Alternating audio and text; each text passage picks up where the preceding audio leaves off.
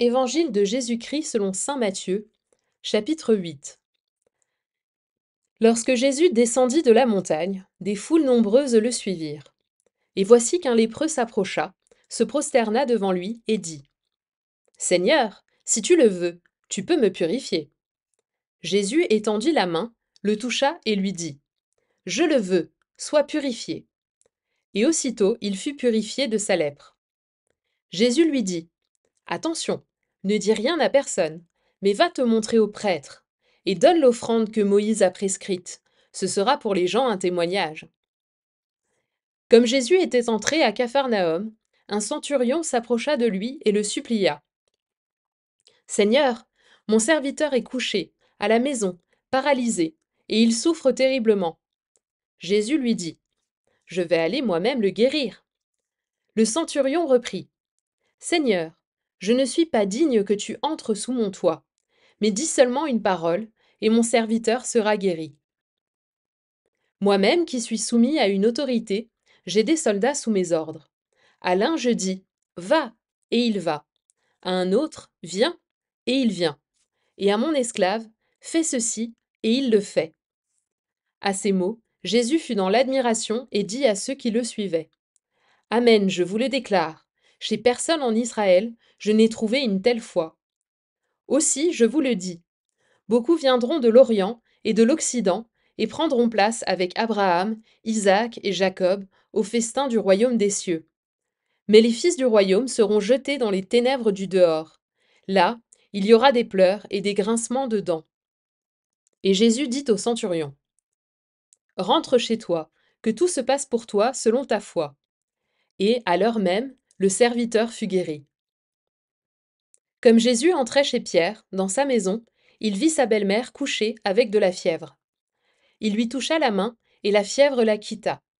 Elle se leva, et elle le servait. Le soir venu, on présenta à Jésus beaucoup de possédés. D'une parole, il expulsa les esprits, et, tous ceux qui étaient atteints d'un mal, il les guérit, pour que soit accomplie la parole prononcée par le prophète Isaïe : Il a pris nos souffrances, il a porté nos maladies. Jésus, voyant une foule autour de lui, donna l'ordre de partir vers l'autre rive. Un scribe s'approcha et lui dit : Maître, je te suivrai partout où tu iras. Mais Jésus lui déclara : Les renards ont des terriers, les oiseaux du ciel ont des nids, mais le Fils de l'homme n'a pas d'endroit où reposer la tête.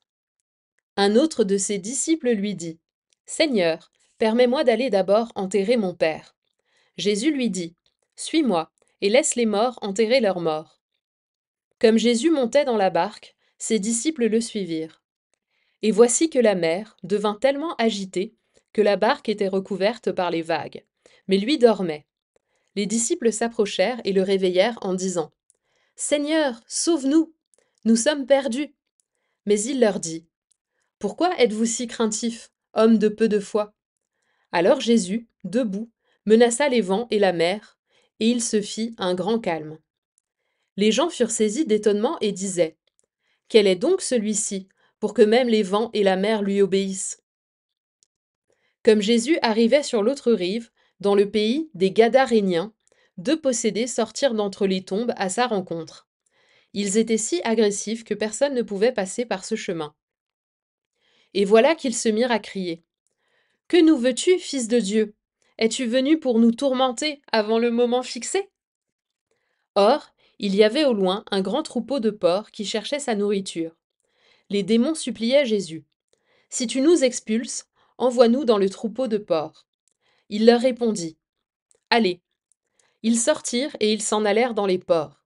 Et voilà que, du haut de la falaise, tout le troupeau se précipita dans la mer, et les porcs moururent dans les flots.